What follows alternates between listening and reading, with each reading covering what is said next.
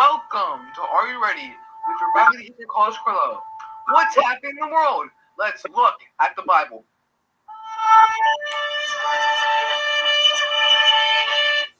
Good evening, everybody. Welcome to Are You Ready tonight?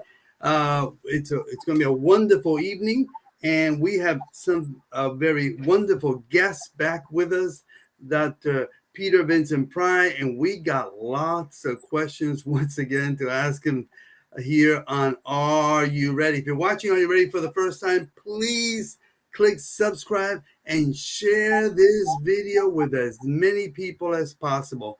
Thank you for being with us tonight. We really appreciate it. May I have a little water here. Salute to all of you. All right. We're going to get started. And again, if you have any questions, you can write your questions here on the chat. If you have any questions for Dr. Pry, we're going to talk about a lot of things regarding North Korea. We're going to talk about Iran, Russia, China, the works. We got a lot to talk about. So thank you for joining us, all of you. And before we get started tonight with Dr. Pry, because we have so much to talk about, I want him once again, Dr. Pry, thank you for being with us here on Are You Ready? And if you can, once again, I know you have in the past, for anyone who's new watching this program, can you let people know who you are, what you've done in the past? Please let everybody know. Introduce yourself. Sure. I'm currently the Executive Director of the Task Force on National and Homeland Security, which is a congressional advisory board and nonprofit. I served as the Chief of Staff on the Congressional Electromagnetic Pulse Commission for 17 years. I was the director of the U.S. Nuclear Strategy Forum, which is another congressional advisory board. I served on other congressional commissions that related to nuclear weapons and strategy. I was on the House Armed Services Committee professional staff as an advisor on nuclear weapons strategy, terrorism, NATO enlargement, Middle Eastern affairs. And I served in the CIA as their senior analyst on electromagnetic pulse and on Soviet and then Russian nuclear weapons and strategy. Wow. So, well, you're a person with a great deal of experience that you're going to be able to answer lots of these questions. And we're thankful, very thankful to have you on our program once again. Okay, well, let's get started. There's been a lot of things happen since you were last on the program. One of the things, and I want to maybe start with this, and I'm going to go. We're going to go right into the two articles that you sent me. I got a question to ask you about that, but I wanted to ask you. This has just happened a few days ago. The Israel's Prime Minister, the new one that Bennett. Prime Minister Bennett of Israel was at the UN, I believe, either today or yesterday, and he said the following. And I wanted to see if you want to comment on what he said. He said regarding Iran's nuclear program that they have reached a red line, that they were not going to cross that red line. Now, I know on previous programs here on Are You Ready, you stated that there could be, from what you've learned from others, that there exists the possibility that Iran already has nuclear, at least one or two, or some nuclear weapons. What do you think about what he said, crossing the red line? Do you think Israel will attempt to attack, knowing that they might have nuclear weapons? I want to start there because of what the Prime Minister said. Well, that's a real concern of mine, because I think that our assessment of the status of the Iranian nuclear weapons program could turn out to be one of the biggest intelligence failures in history. And as you know, we've had many costly intelligence failures lately. Can't afford to be taken by surprise. And you're understating politely, because you don't want to overcommit me, my Right. opinion, on the Iranian nuclear weapons program. I don't just think it's possible. I think it's probable that they crossed the red line back in before 2003. And that is not only my opinion, but that's the opinion of the former director of the CIA, Jim Woolsey, and Dr. William Graham, who was Ronald Reagan's White House science advisor and ran NASA, and he was the chairman of the EMP Commission, and he's an Albert Einstein type mentality when it comes to matters nuclear and strategic and scientific. Fritz Ehrmarth, who was the chairman of the National Intelligence Council under Reagan. Henry Cooper, who was the leader of the Strategic Defense Initiative, and many Israeli analysts. In fact, I've been to Israel several times and talked to rather high-ranking officials in their scientific and intelligence communities. And I didn't find anybody there who didn't think Iran already had the bomb. They all agreed with me. But the position of Israel is that it can't afford to cross the U.S. intelligence community, or the State Department. And it has been the official position of the intelligence community and the State Department that Iran doesn't have the bomb yet. And that there's always another chance to negotiate with Iran so that they won't get the bomb. That's been their position. Correct. And the science just really doesn't support that. I mean, the only real argument they have for the idea that Iran doesn't have the bomb yet is that Iran hasn't detonated a nuclear weapon. They haven't done a nuclear test. And that's one of the huge intelligence failures. You don't have to do a nuclear test to develop a nuclear weapon. You can develop a nuclear weapon without testing. We did it in the Manhattan Project. The Hiroshima bomb was never tested. Hiroshima was the test. The nuclear test that we did during the Manhattan Project was the Nagasaki bomb, which was a completely different design. That was a little more complicated, so we felt we had to test it. But you can build a bomb, without testing it. And since the Manhattan Project science notes have been declassified, and there's been a tremendous amount of information out there, unclassified, including how to build hydrogen bombs. During the Carter administration, this left-wing magazine called The Progressive published a series of articles called the H-bomb secret, that divulged, how you can build a hydrogen bomb. And the Carter administration tried to suppress that, tried to stop the thing from being published. But the Supreme Court ruled, well, you have the First Amendment rights, and so that went forward. And that's just information from us. Iran has been getting help from Russia and China and North Korea. Iranian scientists have been present. Well, the theory. We could have a whole show just on why I think Iran has the bomb. And this intelligence failure, if Iran does have the bomb, and I think they do, and not only the bomb, but I also think that the Shahab-3 missile, all of us agree, those people I mentioned, we all agree that the Iranian Shahab-3, which is their most sophisticated missile, it's a medium-range ballistic missile that can reach Europe, that probably is armed with nuclear warheads. Not all of them, but at least some of them. Moreover, we fear that it's possible that they could also deliver an EMP attack against the United States by nuclear warhead via satellite, because last year they successfully orbited a satellite over the United States. So if Israel attacks Iran, if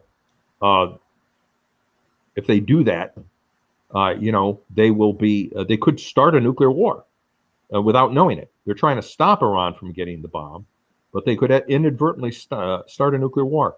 But I don't, and Israel has been attacking Iran, trying to stop it. They've been assassinating Iranian scientists. Earlier this year, they set off a bomb. They had an agent set off a bomb in the Natanz, one of the underground uranium centrifuge facilities where they enrich uranium. So they've been actually conducting a clandestine war against Iran, and Iran and the whole world knows that these attacks are coming from Israel. The problem is for Israel, the dilemma for Israel is they don't know where all of the Iran's nuclear program is located. They have numerous underground facilities. They have missiles that are ready to launch, that are hidden in underground caverns, and they've displayed these caverns on television, and they've actually launched missiles out of some of these underground tunnels. Israel probably doesn't have the conventional air power to take out, the Iranian nuclear program, and they would risk being exterminated by the Iranians. The only way Israel could do it is if it used its own nuclear arsenal to attack Iran. So you'd have a nuclear war between those states, and that's why Israel is going public and complaining to the United States and the United Nations. Israel hopes that only the United States, has the conventional power, the conventional air power, to use aircraft carriers in a joint operation with the United States, Israel, and maybe the Arab states, Saudi Arabia, United Arab Republics, Egypt. None of these moderate Arab states want Iran to have the bomb either. In fact, they're closer to Israel than they are to Iran. And all of them together, might be able to dismantle the Iranian nuclear weapons program. But I don't know that they have confidence. That assumes, that they don't have the bomb yet.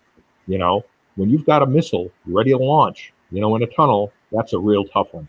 And Iran would certainly do it. If they started coming under attack, and if I'm right, that they've already got nuclear missiles, then it's too late to overtly destroy the Iranian nuclear weapons program. I'm not saying that the strategy that should be followed, and maybe this is what Israel has in mind, is regime change, but not by a ground invasion, which the American people at this point would never support. But the Iranian people are hostage to that regime. They don't want to be under the Ayatollahs, never have. Right. Obama made a huge mistake when he missed the opportunity when people were rising up on the streets. And when the United States did not help them, it was a tremendous blow to the counter-revolutionary movement within Iran.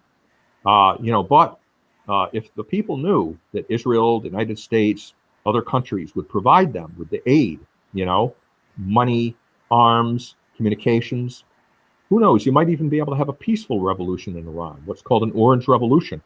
If people simply said no to the regime and went on strike, so the factories wouldn't work, and they just stop obeying the orders. The biggest problem there is there's probably going to be a fight and bloodshed because of the Iranian Revolutionary Guard. It's the most powerful terrorist organization in the world. In fact, it's in charge of Iran's missile and nuclear weapons program, which is another reason why it would be so dangerous to attack a nuclear-armed Iran. The Iranian Revolutionary Guard do not care about their lives. They are willing to sacrifice themselves, for the jihad.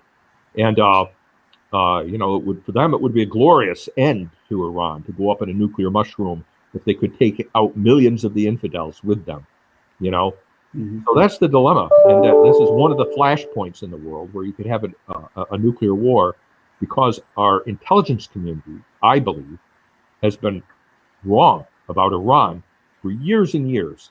And it keeps telling people, oh, they're almost at the bomb. I mean, that's the most irresponsible and dangerous position you could take. They're almost at the bomb. It's almost tempts countries like Israel and those in the West that want to stop Iran from getting the bomb to say, well, we have no choice now. We've got to attack them. But if they're 10 years wrong, and Iran has been developing, a nuclear missile force for 10 years, that's a catastrophic decision. And they could be luring us into a nuclear war catastrophe because of their stupidity, frankly. As I've told you before on this show, I really can't see how anybody who understands the basics of nuclear weapons design, could believe that Iran doesn't have the bomb yet. Back before 2003, they were testing implosion devices. They successfully tested an implosion device, which is the heart of an atomic bomb. They were building bridge wire detonators and nuclear initiators. Basically, they had all the major technological pieces for a nuclear bomb. When we were at that phase in the Manhattan Project, we were like 3 months from the atomic bomb. That was 17 years ago for Iran. How could they be 3 months from the bomb for 17 years? It just doesn't make any sense. No, it doesn't. I totally agree with you. I believe that they, like you said before, that Iran already has nuclear weapons, and if pushed, they would use them. Yes, I mean, I think we do plan to use them eventually. They've got to be stopped. They're not a normal nation state. They don't build nuclear weapons for geopolitical influence the way North Korea did. North Korea is not a normal nation state either. They're what Edward Luttwak, the great geopolitical philosopher, once called a crazy state. And Iran is a crazy state too, but it's differently. It's crazy for different reasons. Kim Jong-un thinks he's God in North Korea, and the Iranians worship a God that they think, wants them to go to nuclear war against all the infidels of the world. Correct. And they're waiting for the time. They're looking for the miracles. They're reading the Quran. They have their own interpretation of the Quran, of the eschatology that's described in the Quran, that gives signs about this is when the 12th Imam is going to return. And in order to meet those conditions, we've got to wage war and destroy the infidels. And they have a 12th Imam conference every year in Tehran to talk about the signs and portents and ask, is this the time? And they think the time is so close that they've built a road, from the well where the 12th Imam went into inoculation, became invisible, and after he lost a battle in the 9th century or so, he disappeared into this well supposedly, and he's supposed to reappear there and ride his white horse, into the among the believers, and and that's how close they think the end time is, the return of the 12th Imam. So, I'm not saying that we can do nothing and we should just wait forever with Iran. I don't think we can afford to wait either. Sooner or later they will use those nuclear weapons. But the smartest, I think, the safest thing to do is to support regime change by helping the Iranian people themselves overthrow that regime. Correct. Mossad is one of the best intelligence agencies in the world, but Israel is a small country. We've got the resources. The West has got the resources. We should help the Mossad, collaborate with them. All the moderate Arab states have could help us. Could help the Iranian people. To overthrow that regime. Okay. Let me, because you sent me 2 articles. I want to get to those now. One of them, and I want to ask you what you meant.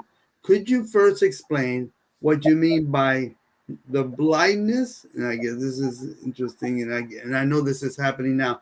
Blindness, arrogance, and willful. He said willful blindness has returned to Washington, D.C. What do you exactly mean by that? I believe I know, but could you explain to the audience? What's the title of that article? That's the one the first one you sent me, I believe, the first one. Well, I can't remember the order in which okay.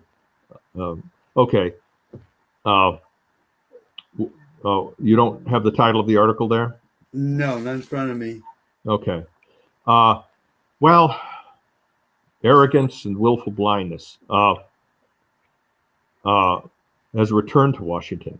I was drawing an analogy with Pearl Harbor. Okay. How did we get into World War II? And it was one of the things was an enormous intelligence failure that resulted in the United States getting into World War II. We were unwilling to look at the facts that the potential adversary, Nazi Germany and Imperial Japan, had delivered a revolutionary new way of warfare. In the case of Nazi Germany, it was the Blitzkrieg. The use of tanks and air power and mobile infantry and artillery in close coordination on the battlefield to return mobility to the battlefield so you could quickly achieve a victory against an adversary. The Western democracies believe that in the interwar period in the 1920s and 30s after World War I, they thought the next war would be like the last war, that it would be like World War I.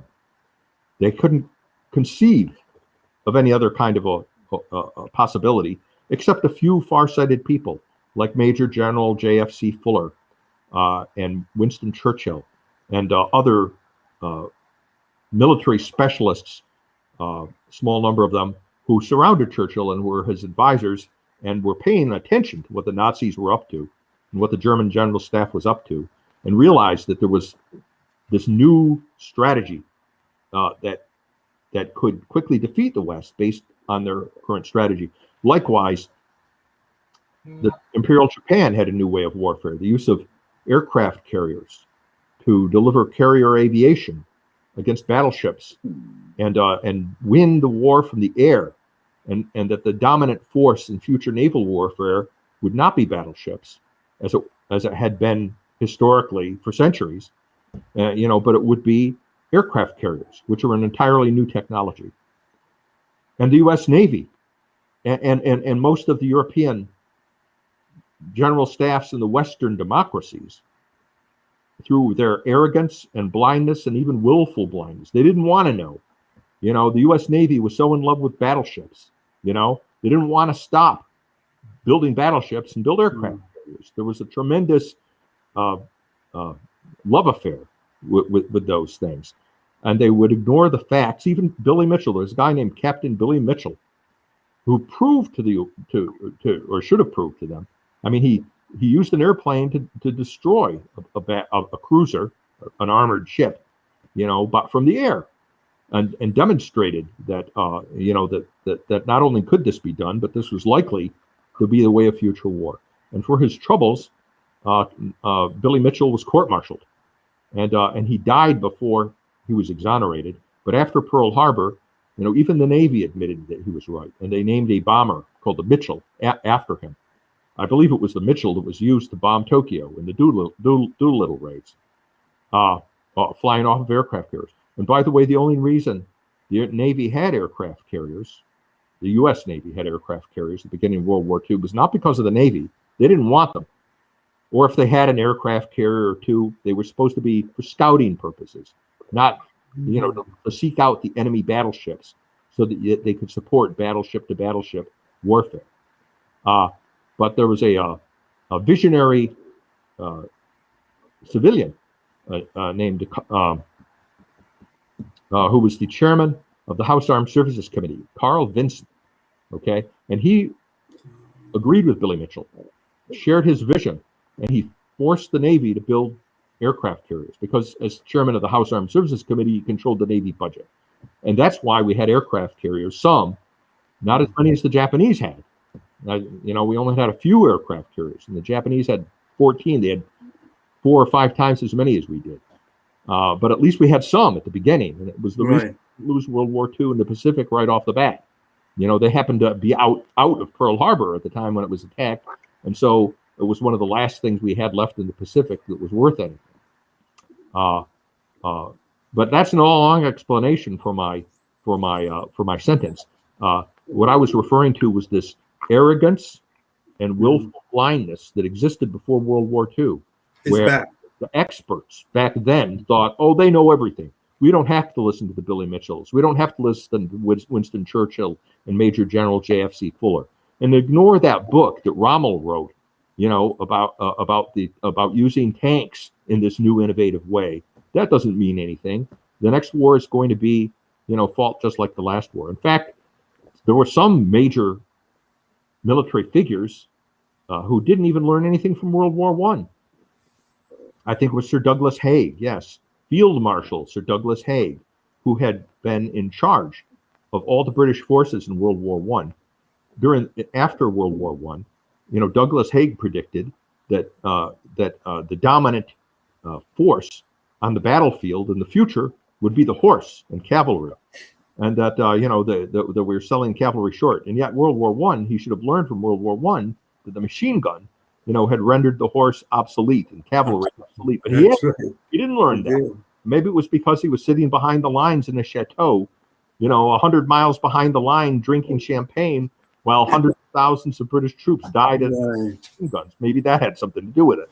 But this is the kind of arrogance and short-sightedness and willful blindness that exists today in Washington when it comes to the new ways of warfare, the use of EMP, cyber warfare, physical sabotage, the vulnerability of our electric grid, and likewise our inability to understand the importance of the strategic nuclear balance. And so we're letting ourselves fall far further and further behind Russia and China. We're not even arms racing with them, and they're pulling way ahead of us. And that's going to imperil our existence. And it could imperil our existence without even nuclear war, simply by changing world order without a war.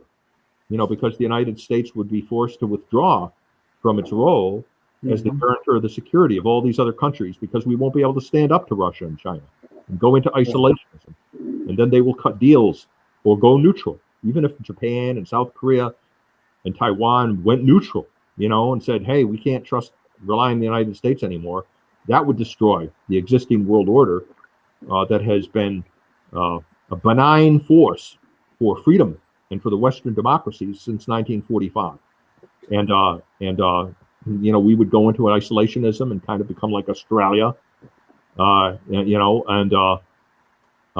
sooner or later they would come after us, because the totalitarian states, well, by definition, a totalitarian state doesn't believe in coexistence. They believe they have to have total control over everything and everyone. Global domination is always the goal of totalitarian states. So sooner or later they would come after us. Oh yeah. Let me ask you a question. Another one. I got many. You one of the things you talked about in the article, you talked about what happened in Afghanistan. I think you mentioned in the article why we left and the way we left, and I think it goes with how our standing in the world right now. There are nations that are saying we can't trust you. We don't know if you got our backs. Some of those right now, I mean, Taiwan are, after what happened in Afghanistan, they're saying, we don't know if you're going to come back, help us. And I know the great Israel is thinking the same thing. Go ahead. Yeah. I'm sorry. Or if we're even competent to help them. Exactly. It's not just a question of American willpower, which also has serious questions have been raised about that because of the abandonment of the people of Afghanistan, of the abandonment of the Afghan army. But the way it was done, the gross incompetence shown, and it can't even be blamed on subordinates, but it's squarely on the shoulders of the chairman of the Joint Chiefs of Staff, General Miley, and our top so-called military experts who are personally responsible. 20 years they've been telling every president, don't worry, we're training the Afghan army. Afghanistan will either be able to stand on its own, or at least we'll have a year to 6 months before they collapse, so we can withdraw honorably and it won't be a complete catastrophe. And and this was their best professional judgment, and not to mention what our intelligence community did, in failing to foresee this. Another costly screw up.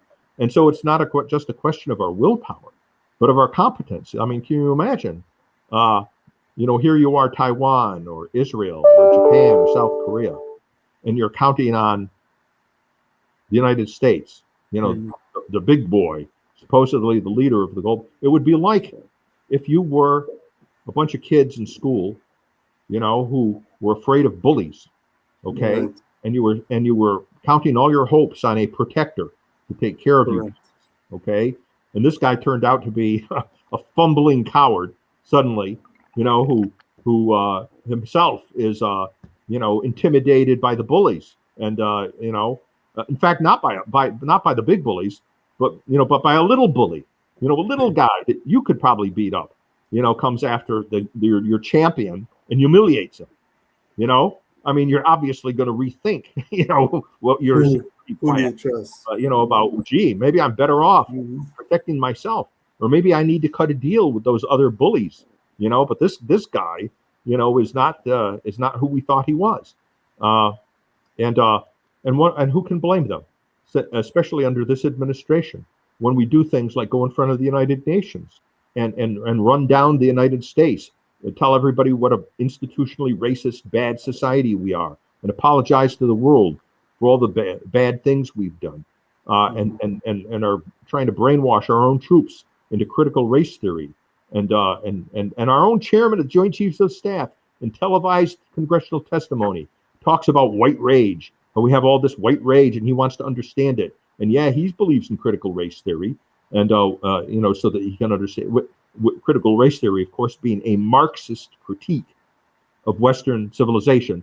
The point of which is that Western civilization is irredeemable and should be destroyed. The chairman of the Joint Chiefs of Staff endorsing such views.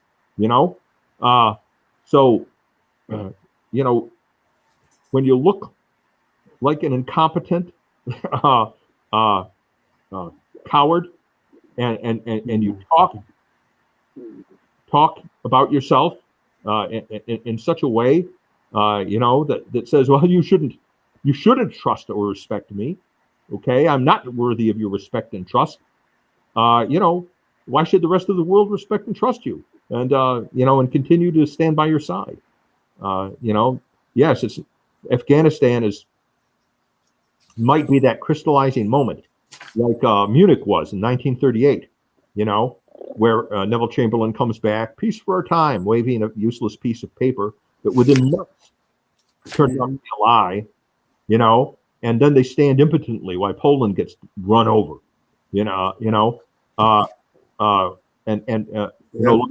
Chamberlain's and his followers, which was most of the elites who had shared his worldview, almost overnight lost his credibility and was replaced with the Winston Churchill, who had been a respected minority, and most people thought was crazy, because of his talk that you couldn't cut deals with Hitler, the Nazis were not to be trusted, eventually there would be a world war, and there was a... He was right. He was right.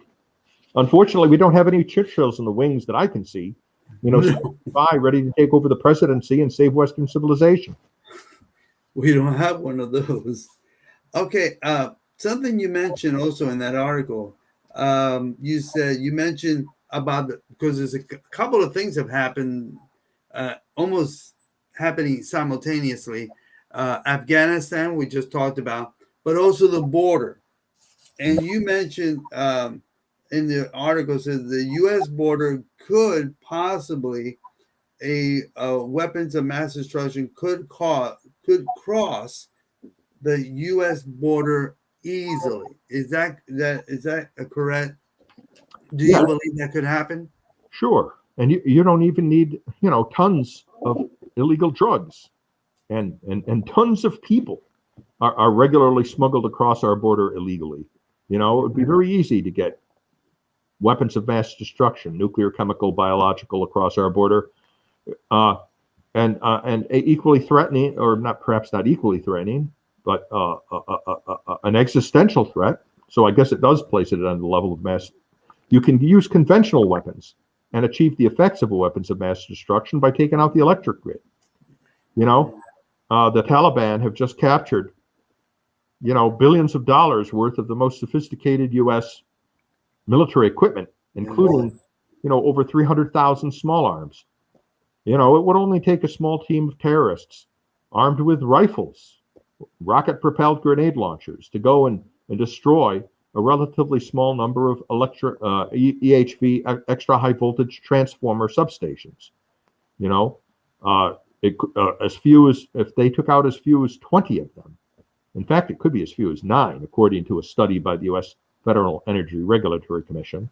There's 2,000 of these EHV transformer substations. If you destroyed a relatively small number of them, it would put the whole country into a protracted blackout, that could last more than a year.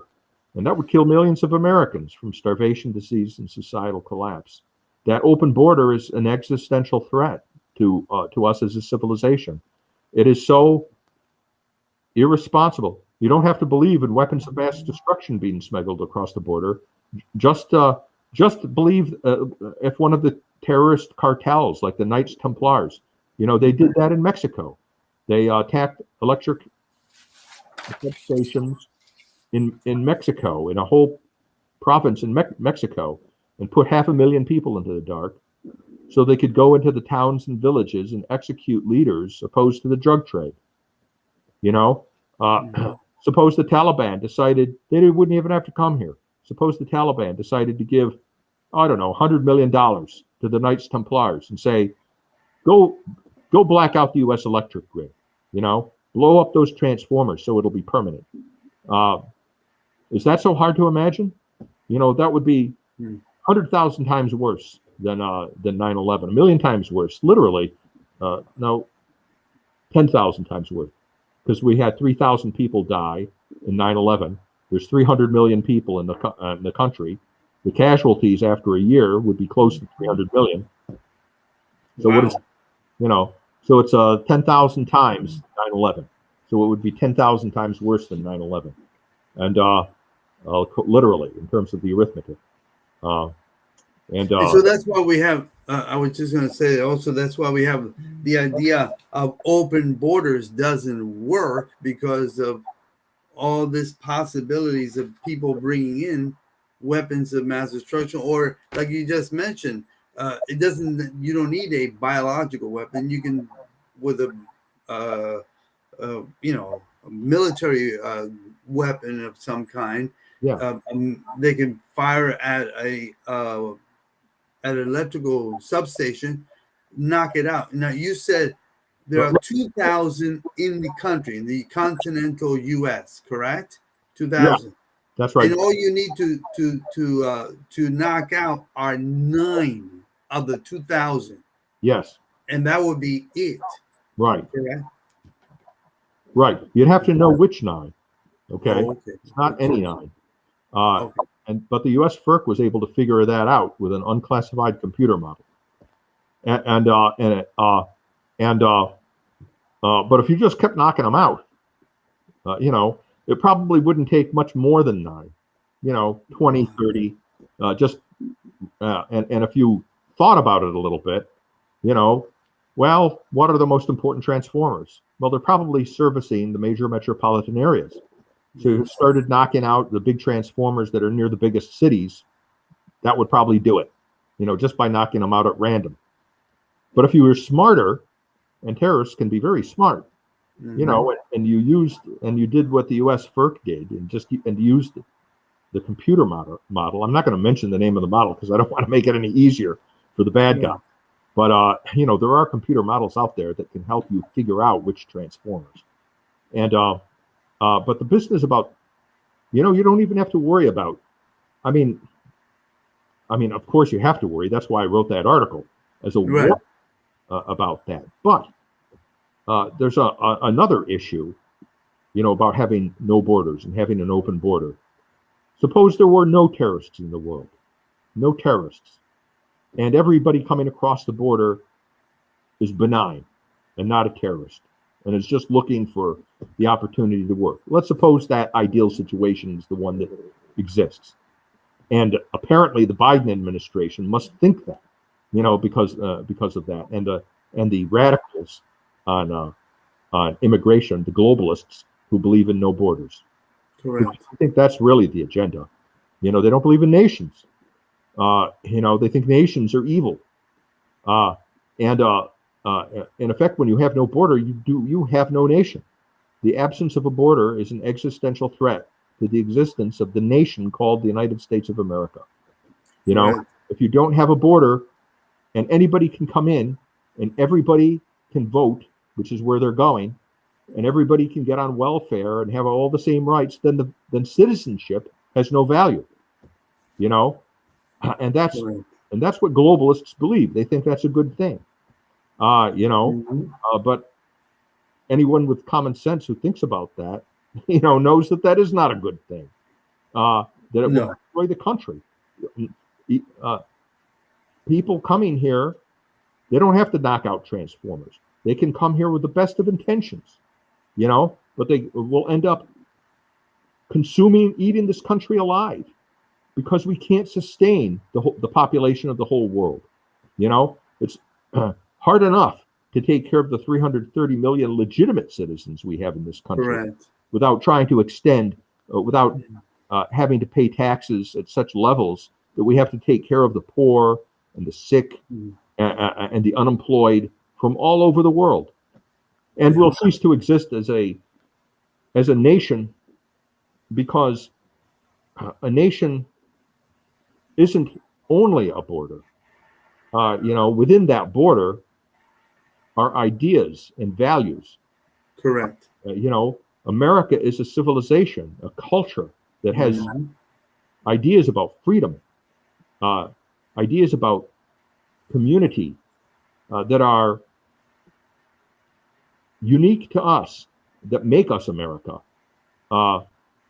There's a value system about the American character that has made us the greatest, freest, most prosperous country in the world.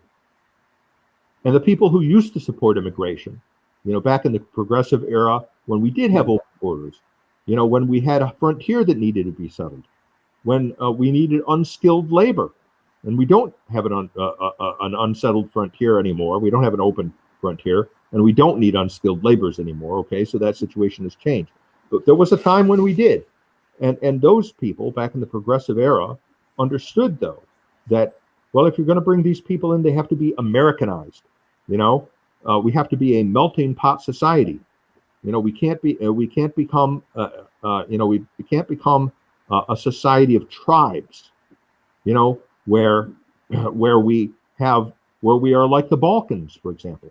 I mean, that's what happens when people don't have shared values, a shared agenda. When everybody doesn't have to agree, everybody doesn't have to think alike or have the same religion, okay? But you do have to have the same fundamental values, about working to support yourself, about having the Judeo-Christian values, the values, okay? Family, hard work, honesty, those sorts of things.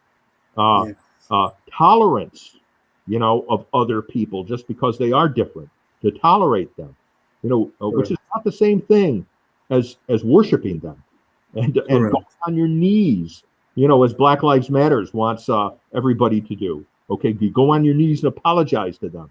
That's arguably worse than intolerance, because it's cultural suicide. And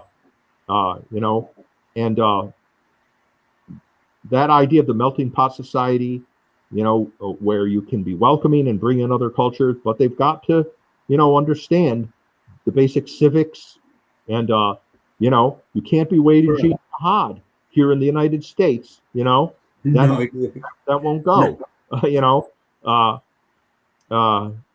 and we're losing that, and so it's going to become cultural suicide, because of the even if it's not the issue of violence and terrorism, it's just that you'll cease to be a nation because we won't have shared values.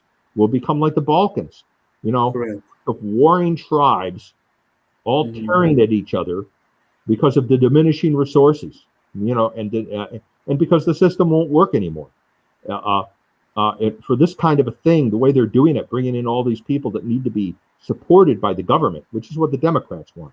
They want these people to be slaves to the government so they can lock in their votes. That these people will have no choice but to vote for the Democrat Party and the welfare state because they have to in order to survive. Correct. And the Democrats don't understand that socialism doesn't work. It only works until it's failed. It only works until you run out of other people's money.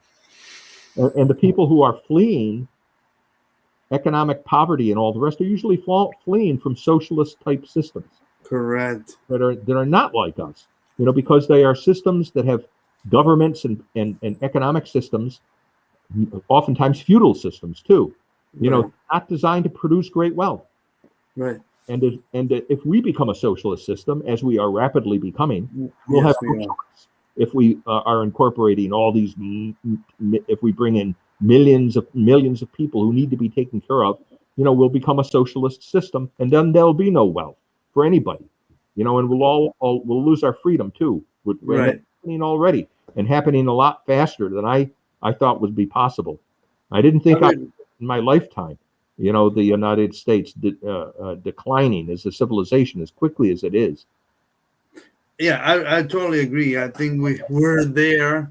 I think we're very socialist. And when you mentioned money, I mean, the U.S. government doesn't really have the money to provide. We'll keep printing money, but we really don't have the money to be able to provide for every single thousands that come in.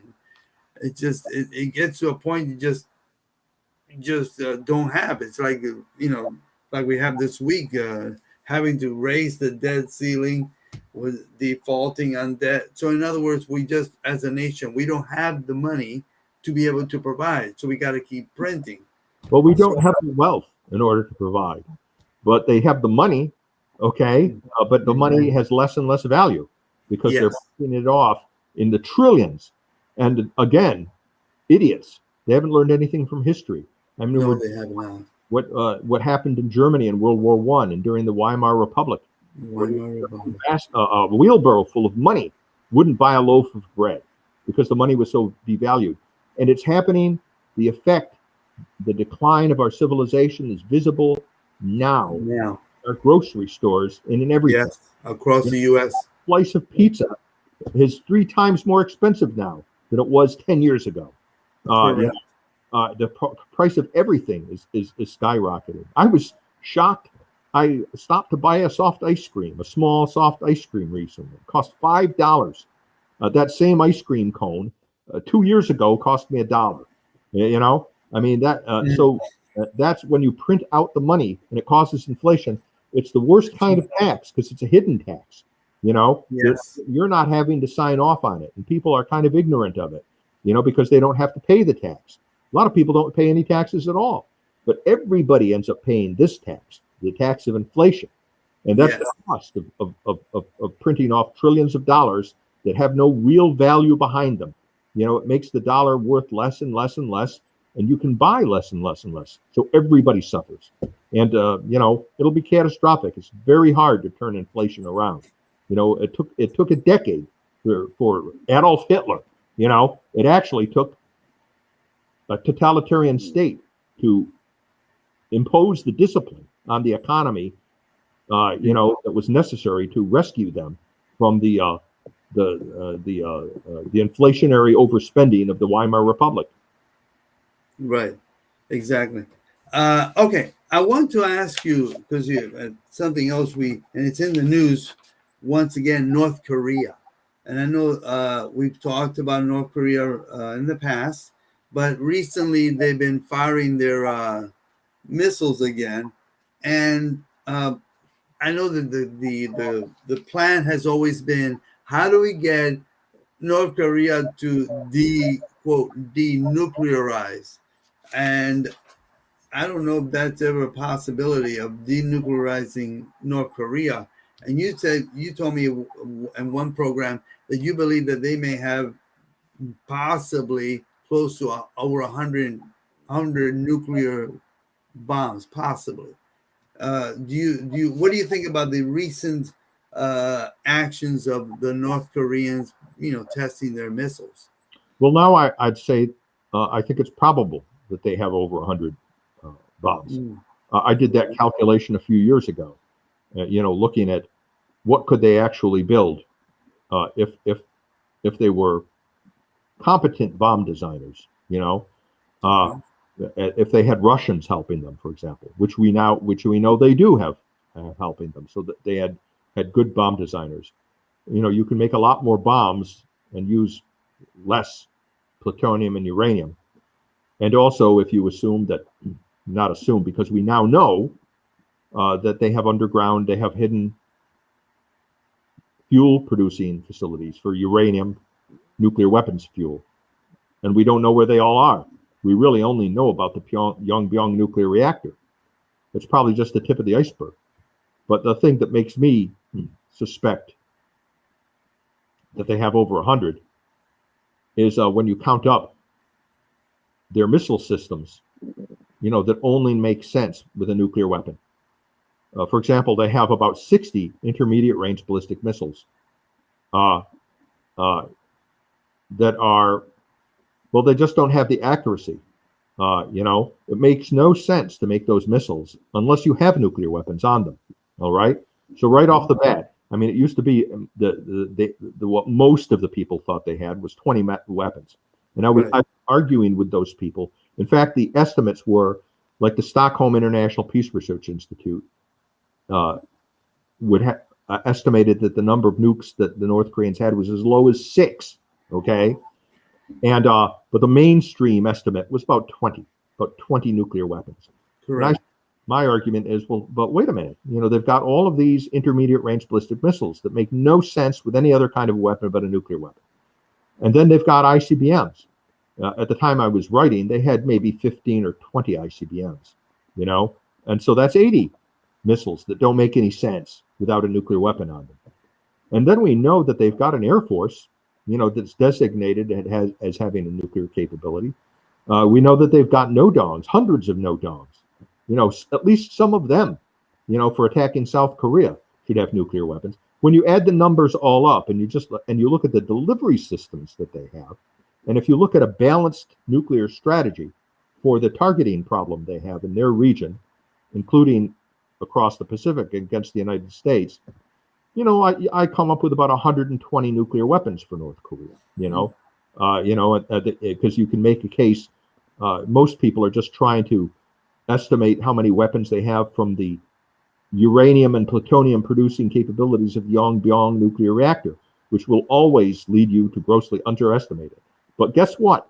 In the past year, the RAND Corporation has started doing calculations, and they haven't said, oh, Pride was right, okay? Nobody has said that, but the RAND Corporation has said, wait a minute, we think they've got over 100 nuclear weapons, and now other analysts are coming out and saying that same thing and crediting the RAND Corporation estimates and say, but RAND, has said this, and this makes sense to us. I was saying it and doing the calculations years before RAND did, but anyway, story of my life. I never get credit for anything except on the Be Prepared show. So or be what is it? Are you ready? The Are You Ready show? Okay. So yes, I think we're underestimating, and who knows how large? I'm sure they're probably over that by now because North Korea, while they haven't been detonating bombs or testing ICBMs, I'm sure they're cranking out ICBMs like sausages. They want to. They've only been quiet. They're only being quiet because I think they had a bit of a scare under Donald Trump. Correct. I think in 2017, we were really on the edge, and they thought Trump might try to launch a disarming disarming strike against us using conventional weapons. And I had recommended that. We could have done it. I think we could have disarmed North Korea, at least eliminated their ability to threaten the United States and Japan. Right.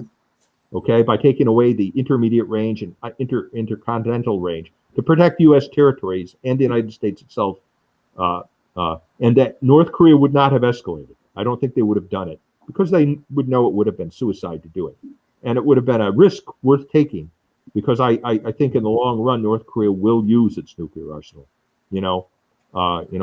Kim Jong-un is not a classic rational actor. He's Caligula, armed with nuclear weapons, and he's going to use them someday. Right. But I fear it's probably too late now to do that disarming strike with conventional weapons because they've had so much time. When I made my estimate, that was back in 2017. Well, it's 2021 now, so they've had years to produce more mobile ICBMs. Correct. Back then they had maybe 12 or 13 mobile ICBMs. And when you start getting up to 50, 100, mobile ICBMs, even 50, they're hard to find. That's going to be a hard force to basically to hunt it down and get it out. Right, because we can't afford to have them launch even a single ICBM. We could have done it with 3 aircraft carriers. We could have taken out when they had like 12 or 15 ICBMs. We could have mobile ICBMs. I think we could have hunted them down and done it quickly in a surprise attack. But when you start getting up in those higher numbers, 50 and above that's getting too risky. I I have another question regarding North Korea, because the talk has been to denuclearize. Just I want to hear it from you. Do you think, because the conversations have been, the idea is of getting when I hear the word denuclearize, means that they're going to get rid of their or disarm their nuclear bombs. Do you think there's some deal that the North Koreans would agree, Kim Jong Un or his sister would agree on to disarm these nuclear weapons if we offer them? I don't know. We'll make you an economic giant of the world, something like that. Would you think they will go for that to get rid of their nuclear bombs? Oh, of course not. Not that deal. Clinton offered them that deal. It was called the Agreeing Framework, and Trump offered them that deal too. Okay. You know, that's what his trip. He met with Kim Jong Un, and he was telling him his great buddy, and telling him how he showed him South Korea, and he Right. met in Singapore because he Right. wanted Kim Jong Un to see what a free economy looks like, and in effect, part of Trump's deal making was, hey, this is what I can give you. You Right. can be like this. Kim Jong Un wanted none of it. Kim Jong Un doesn't want North Korea to become a capitalist, prosperous country. That was his regime. You know, he wants, he's perfectly happy with the way things are, so that he can keep the people under his heel and keep Correct. And be a military dictatorship, with the constant threat that we're constantly under threat from the United States. And therefore, you have to make these sacrifices all the time to me, your God king, Mhm. and also if you open up to capitalism, free enterprise, I should call it. I hate capitalism, the word. That's Marx's word for a free enterprise system. But if you open up, it means you also open up to information. And the North Koreans, one of the reasons they remain oppressed is they have no idea that what the reality of the outside world is. And that would also threaten the regime. So no, that's not an attractive thing to the North Koreans. They lie anyway. If you struck such a deal, they might say, oh yeah, sure, let us have all these economic benefits and everything. But they'll take the economic benefits and plow them into the military, not into building a free enterprise economy. They'll ply them into the military, and they'll build even more nuclear weapons clandestinely. They'll never give up their nuclear weapons. Kim Jong-un saw what happened to Gaddafi when he gave up his nuclear and weapons of mass destruction programs in Libya. That was the deal for Gaddafi. That's why Trump got so angry when John Bolton talked about the Libya model for North Korea.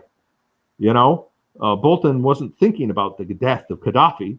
He was thinking about He wasn't going to go for that. Economic benefits and political benefits that came. That came. But that was the worst thing you probably could have said in terms of trying to sell denuclearization to North Korea. Right. And also the other thing is that the person who we are negotiating really isn't North Korea. North Korea is a client state of Russia and China. I think there are conditions in which we could get North Korea to denuclearize, but the price would be the price set by China and Russia, and the price would be unacceptably high. I think what the words that China and Russia would put into Kim Jong-un's mouth would be these, okay, I will denuclearize, but this means the denuclearization of the region, and by that, I mean you have to roll back the U.S. nuclear umbrella from everybody, because you, with all you're talking out of one side of your mouth about the evils of nuclear weapons and how virtuous, you are, but you have far more nuclear weapons than I do, and you have nuclearized the whole Pacific. You have nuclear guarantees to Japan. Your nuclear umbrella covers South Korea. Your nuclear umbrella covers Taiwan. Your nuclear umbrella covers the Philippines. Your nuclear umbrella covers Australia. All of these are potential flashpoints for nuclear war. I will denuclearize, but you have to denuclearize the whole Pacific region.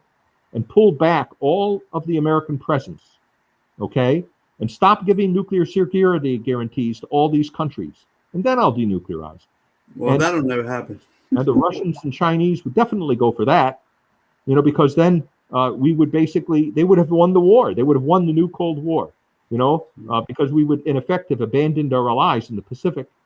And then the next thing we'd see, and so we would become an isolationist power on our Pacific wing. Then the next thing we would see is the same game being played with Iran against NATO, Europe, and in the Middle East. And Iran, the deal would be the same. Okay, pull all your troops out of NATO, withdraw your nuclear guarantees to NATO, and to all the Atlantic countries, and including the Middle East, and Iran will disarm. And of course, that leaves Russia and China in charge of a new world order that they dominate. Correct. And we will never be sure if Iran and North Korea actually gave up their nuclear weapons anyway. They probably wouldn't. I totally agree. I don't think at this point, maybe if they could have done this years ago, maybe North Korea could have, but at the moment they're in the situation that I don't think there is a chance that they'll give up those nuclear weapons. Most of the nations that have gotten nuclear weapons don't give them up after they get them. Right? No, it's a fantasy. It's a fantasy, and it's really a kind of a Republican fantasy now, because the Republicans have no good solution. The only real solution was when we had the opportunity to disarm them. Correct. At least in terms of being a threat to the United States, to the American people. And I actually had hopes that maybe Trump would do that. 2017 was the critical year. He actually did have the 3 aircraft carriers, in that part of the world near the Koreas. So he could have done it. And, but the Pentagon, guys like General Miley, didn't want to do it. They were afraid of escalation and lost their nerve. And it's too bad that the Pentagon didn't have the courage of Israel. Because Israel has done preemptive strikes that have rolled back nuclear weapons programs, eliminated them from adversaries without it becoming a big war, without there being escalation. Israel made the strike on Iraq's Asyric reactor and stopped the Iraqi bomb program. Israel struck the Syrian, bomb factory that North Korea had built for them. Just 2 examples. And Israel is being very. We've been talking about Israelis' attempts to stop Iran from getting a bomb, although I believe they already have it. But we don't have, our Pentagon doesn't have the guts that the Israelis do. Sitting in their comfortable offices, to them, it's just the threat of a nuclear North Korea is a remote theoretical possibility. And that's too bad, because it's a real threat. The Democrat Party, their position is, it's too late. We have to accept North Korea as a nuclear weapons state. They don't want to officially recognize them as such. They want to continue sanctions and their argument is, well, mutual assured destruction with North Korea will work. We don't have to worry about them attacking us because we can destroy North Korea with a retaliatory nuclear strike. It worked against the Soviet Union, and it's going to work against us. Well, they obviously don't know the history of the Cold War that well, because there were many times when mutual assured destruction almost failed. It's really a miracle we got through the Cold War without it becoming a thermonuclear world war. There were, many times, when we, many of them not known to the public, when we came close. I wrote a whole book about this called War Scare, Russian America on the Nuclear Brink, that talked about some of the nuclear close calls we had during the Cold War and after the Cold War, even after the Cold War. In fact, one of the most dangerous moments was in 1995, but we won't get into that. I don't want to take up all the time with that. But what my point is that North Korea, psychologically, is more dangerous than the Soviet Union was, because at least in the Soviet Union, you had the Politburo, and so you had a collective group of guys who were evil, all right, Mhm. but cautiously evil. And when they would have gone to nuclear war with us if the Soviet Union had continued, but they wanted to do it under conditions where they were absolutely sure they were going to live and that they would win. Okay, I don't think Kim Jong Un is like that. You know, he's like I said, he's Caligula with nuclear weapons. Very predictable. He's a danger even to his own close relatives, and he's a he likes to torture even his own relatives when he considers them to be enemies. Somebody like that, Very evil. off the wrong side of the bed and decide, today's the day I'm going to destroy the United States, because he insulted me and called me Little Rocket Man. You might have been during the nuclear crisis with North Korea in 2017 when he was making threats to attack us and our allies. Trump stopped calling him Little Rocket Man. Okay. Something as trivial as that could put somebody like that over the edge. Also, North Korea actually has a realistic prospect. We've talked before about how North Korea could do an EMP attack using super EMP. Yes.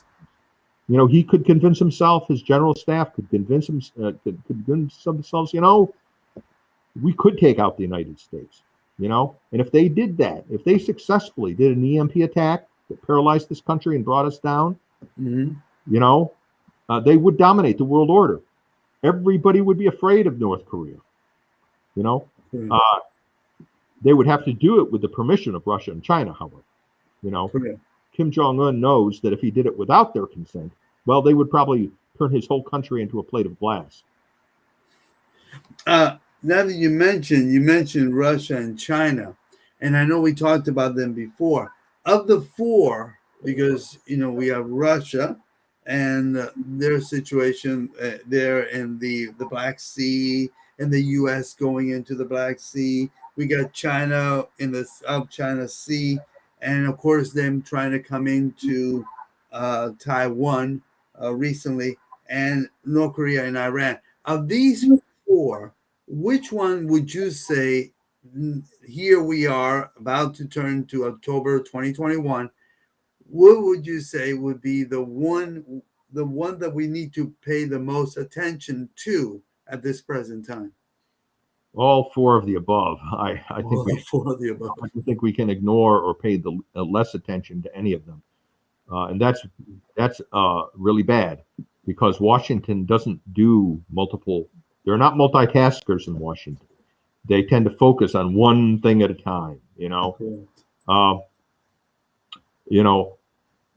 I would, if I had to choose one, I'd say Russia.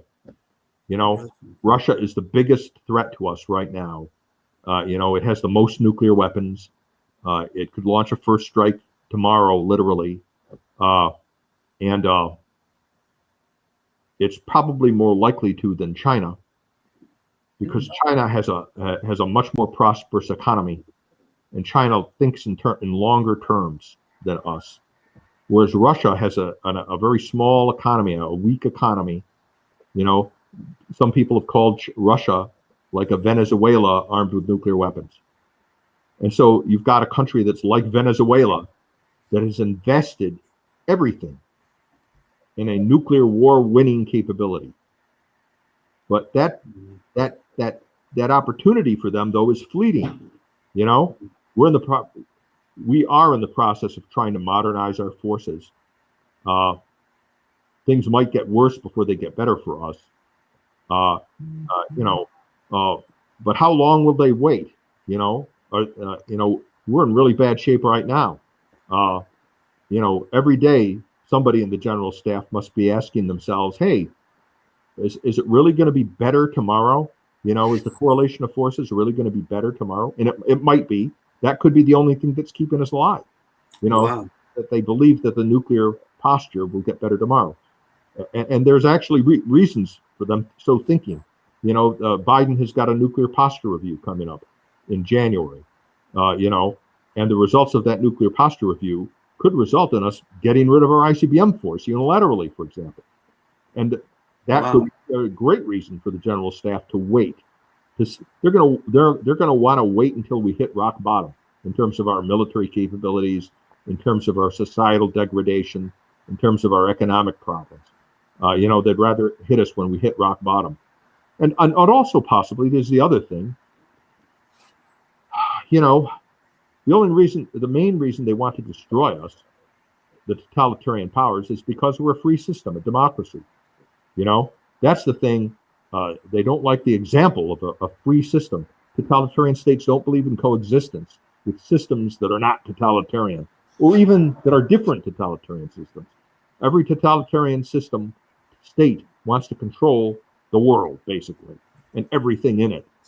But if we raise the flag of authoritarianism or totalitarianism and give up our freedoms and start down the pathway of becoming a totalitarian state ourselves, we become less threatening to them.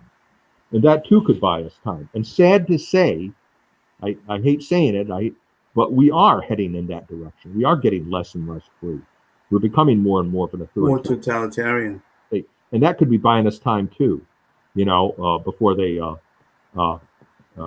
strike. But even if we became even if we withdrew from the world, became an isolationist power, did everything they wanted in terms of geostrategic posture, and raised the flag of tyranny over ourselves, as we are doing, they would come after us eventually. The character of a totalitarian state is one of profound, murderous paranoia. They murder their own people, oftentimes unnecessarily, just because they suspect that they're disloyal. Okay, and another country that's independent, especially a country that had once been a superpower, that might make a comeback. That's going to be a worm in their mind as long as we exist. And so sooner or later they would come after us. So you're saying that sooner or later we're talking about Russia or China or any one of the four, correct? Any one of the four. They're all totalitarian states, and they're all going to think that way. But right now, I'm most concerned about Russia because right now they're the greatest nuclear power in the world. They're in the best position to conquer the West, including the United States. But the clock is ticking on how long they will have that military power. The tanks and the highly trained troops and the nuclear missiles they're building, are going to get old and need to be replaced. They've spent every penny to build up to get this decisive advantage that they have at this moment. But it's not going to last forever. So they're going to have to make a decision one way or the other about, do we win by war? Do we win without war? Hopefully, can we win without war? And of course, we're going to take a chance that if we follow that path, the United States might make a comeback. Right. And I pray that is what happens if we win without war. Now, one of the last articles you sent me, how to start a nuclear, and you said how to start an accidental nuclear war. Now, if you could explain to us what is, and I guess what you mean by an accidental nuclear war. You said accidental nuclear war. Well, I mean a nuclear war by miscalculation. The war didn't have to be fought, and it happens unnecessarily. And the example I was using, this was a critique of what General Miley did, allegedly did, but I think he did it in fact. That's described in the Woodward book, Peril. Exactly, Peril. Costa, right? Where General Miley called up his counterpart, General Mark A. Miley is the chairman of the Joint Chiefs of Staff. Okay, yes. And he called up the China's equivalent of the chairman of the Joint Chiefs of Staff, and said to reassure him that if Trump lost the election, that the United States wasn't going to make a surprise attack on China, that the United States wasn't going to make a surprise nuclear attack on China. And Miley apparently got other officers on the Joint Chiefs of Staff to swear an oath that they would obey only him and not obey missile launch orders from China. From President Trump. Mm-hmm. And so Miley reassured General Lee that had it covered. You didn't have to worry about a nuclear attack from China. And he called him again after the January 6th so-called insurrection to reassure General Lee not to worry that America was falling into anarchy and that there would not be a surprise nuclear attack on China because of anarchy in the United States. The anarchists getting hold of the launch codes, or President Trump again, in desperation, while starting a nuclear war with China. And Miley's explanation is that he wanted to ensure that China did not miscalculate the events in the United States and launch a nuclear war, preemptive nuclear war, I suppose. That explanation. He wanted to stabilize the situation and provide reassurances to China, as he puts it. That was his word, reassurances to China. Yep. But my point is that I don't think the Chinese, including General Lee, had a thought in their head that as a consequence of the U.S. elections, the United States was going to launch a surprise nuclear attack on China, and that it was an act of treasonous irresponsibility for the chairman of the Joint Chiefs of Staff to call up General Lee, Chinese counterpart, in the middle of the night. I used an example there and basically say, don't worry, I'm not going to kill you. And if I do come to murder you, I'm going to give you early warning. I mean, Miley didn't use those words, but that's in effect what he said. That basically, was yes, the essence of what he was saying. And the normal reaction of anybody, receiving a message like that, I use the analogy of a neighbor. If you had a bad relations with a neighbor, a neighbor from hell who didn't get along with you about anything, and you had deep, serious issues with this neighbor over borrowed money and property lines, for example, as we do China over the money we've borrowed from China and over the ownership of Taiwan and the South China Sea, for example. And if this neighbor called you up in the middle of the night and said, don't worry, I'm not going to kill you. If I do come to murder you, I'm going to give you early warning. I mean, would you go back to sleep and think nothing of it? Or would you call the police? No, yes, you would. They say, who's that guy? And the Chinese obviously would do that. I'm sure that General Lee immediately called Chairman Xi and all the other political military leaders of China and put them on notice. Gee, I got this call from the Chairman of the Joint Chiefs of Staff talking about a nuclear strike on China, that Trump might make a nuclear strike on China. And surely they would also mobilize at least some of their nuclear and conventional forces on defense. And they would probably even think about the possibility, do we wait? We've got a first strike capability against the United States right now. Do we take the chance? Should we kill General Miley and the United States before they kill us? That must have passed their minds. I'm sure it did.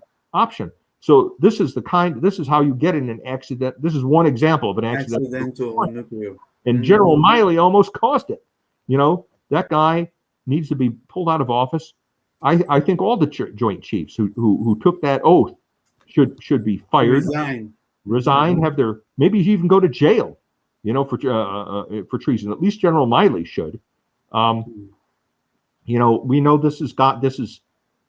there's something wrong with General Miley's head. This chairman of the Joint Chiefs of Staff believes in critical race theory, believes in brainwashing our troops into critical race theory, which is the same thing as teaching them that Karl Marx was right, about the degeneracy and evil of Western civilization, and that we are institutionally racist, and that white people, white rage, he's a white person himself, and he's basically a racist who buys into the Black Lives Matter philosophy, which Western civilization is irredeemably evil and must be destroyed. That's the views of the chairman of the Joint Chiefs of Staff as he testified to Congress, apparently. I mean, that's in effect what you are saying when you embrace critical race theory and say all the troops will be brainwashed. And when you say that, well, we have to look for domestic violent extremists and force them out of the military. And by domestic violent extremists, they mean anybody who voted for Trump and even libertarians. General Miley even mentioned libertarians as potential domestic violent extremists. And so this guy has a lot of loose screws and dangerous thoughts rolling around in his head. Least of all, he's obviously a megalomaniac and too dangerous to be entrusted, with a position as on the Joint Chiefs of Staff. And the whole Democrat Party, the other thing I raised the issue of accidental nuclear war is because it's one of the favorite arguments the Democrats have for opposing virtually all nuclear modernization programs for the U.S. deterrent. The Democrats are against the new ICBM, that we need to replace the aged Minuteman III missile. They don't like us deploying the new ICBM because they think ICBMs are dangerous inherently, and ICBMs should be banned because an ICBM could cause an accidental nuclear war because they are on such high readiness all the time. Okay, they don't want to have. They don't want any kind of nuclear modernization, really, because it constitutes arms racing, and the process of arms racing could result in an accidental nuclear war. They don't want new cruise missiles because cruise missiles are stealthy, and the B-21 bomber is a stealthy bomber, and stealthy bombers look like they're sneaky surprise attack weapons, and those could start an accidental nuclear war. So they bend over backwards to make false technical arguments, technical sounding arguments, but they're really just propaganda, false propaganda.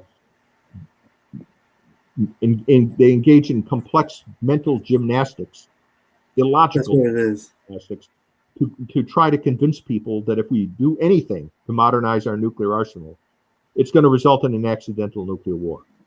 But the hypocrites think nothing of saying, oh, Donald Trump was a madman, okay? He was an evil, racist, madman president that deserved to be impeached twice. They say that out loud. They've said it publicly. What do you think? What do you think Russia and China and North Korea and Iran think?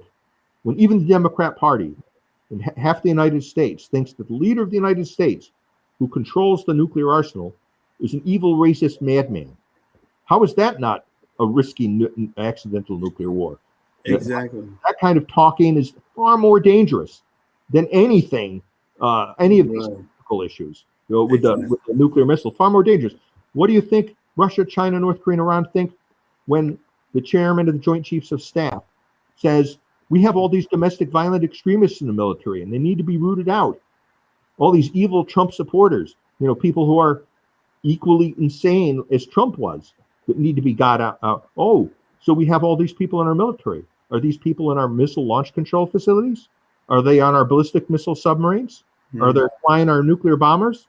How is that not risking an accidental nuclear war by scaring our adversaries into thinking that every time we have a military exercise or we decide to intervene in some issue, that one of these crazy, irrational, racist, Trump true believers, who can't be trusted with nuclear weapons, is not going to escalate the situation, including, generals that are Trump friendly on the, within the Pentagon. All of these, the whole argument, playing down the United States itself as an institutionally racist, evil society. Well, obviously, if we're irredeemably racist and the critical race theory critics are correct, then all Americans are that, or at least a large fraction of Americans, a majority of them, all Trump voters and people like that within the system are evil Nazi type characters that can't be trusted with nuclear weapons. The point is that this rhetoric that the Democrat Party uses for political purposes, and maybe they even believe it. They probably, most liars end up drinking their own Kool-Aid, okay? It's far more true of themselves than it is of the people they're criticizing normally, people that talk like that. But it isn't as if this is risk-free, It's not as if our adversaries and their intelligence services don't notice this kind of talk. They do notice it. And to them, it's a lot more significant and important than anything that might go wrong technologically with these weapon systems that the Democrats are so worried about causing an accidental war, nuclear war. People like General Miley and Nancy Pelosi and Chuck Schumer, who are far more likely to cause an accidental nuclear war because of their propaganda. Words down our military people, raises alarms in the eyes of our already paranoid enemies about our military, including by our chairman of Joint Chiefs of Staff, for God's sake. Who knows our soldiers better than the chairman of the Joint Chiefs of Staff? Even he is telling the Russians and Chinese that the American military can't really be trusted. He has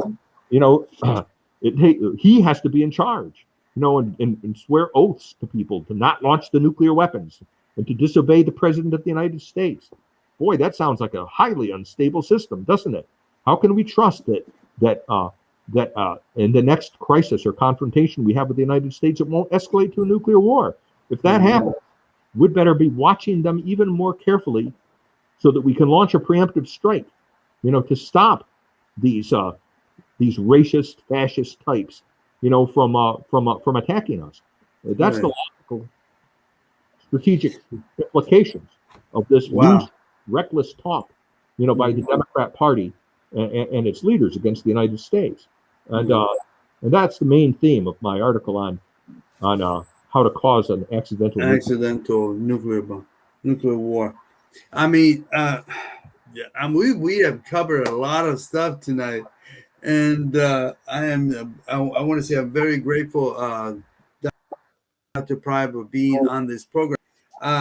We have to think before we speak. I think one of the things, right? Especially making phone calls that we shouldn't be making.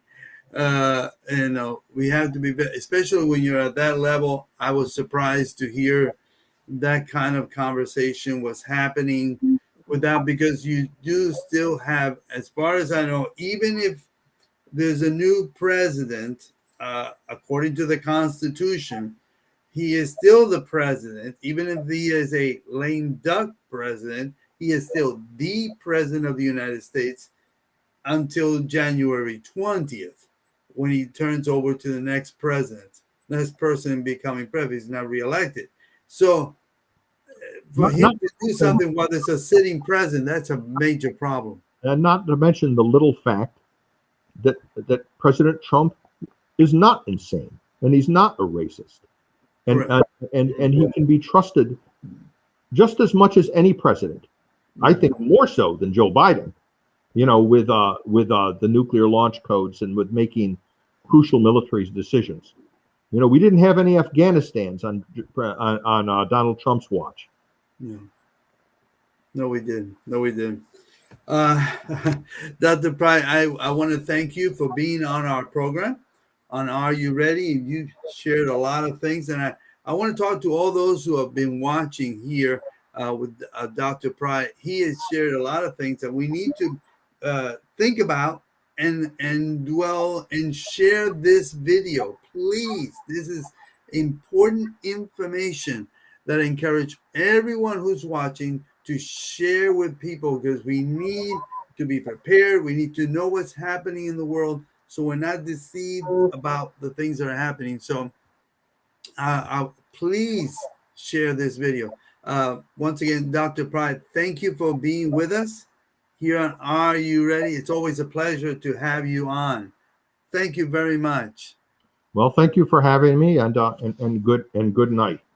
Thank you. And I want to help out everybody. Please have a blessed evening. And you too, Dr. Pry, a very blessed evening. And I want to say, please, if you're watching, please subscribe to Are You Ready? And share. Once again, share this video with as many people as possible. Everybody have a very safe and blessed evening. Dr. Pry, thank you. And have a blessed evening, sir. Thank you once again for being on the program. Thank you so much. Good night. Good night, everybody.